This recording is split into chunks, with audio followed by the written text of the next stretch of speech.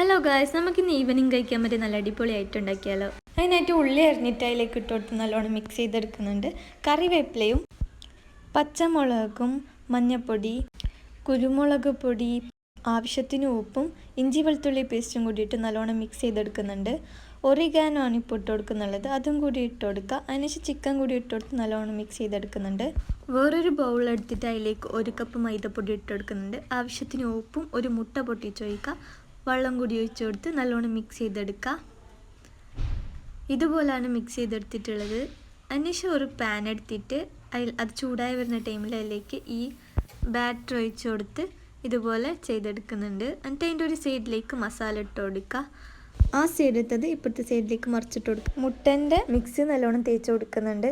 എന്നിട്ട് അപ്പുറത്തെ സൈഡിലേക്കും ഈ ബാറ്റർ ഒഴിച്ച് കൊടുക്കുന്നുണ്ട്. എന്നിട്ട് അതിലേക്കും നമ്മൾ മസാല വെച്ച് കൊടുക്കുന്നുണ്ട്. എന്നിട്ട് അത് ഇപ്പുറത്തെ സൈഡിലേക്കായിട്ട് മറിച്ചിട്ട് കൊടുക്കുന്നുണ്ട്. എന്നിട്ട് അതിൻ്റെ മുകളിലേക്ക് മുട്ടൻ്റെ മിക്സ് തേച്ച് പിടിപ്പിക്കുന്നുണ്ട്.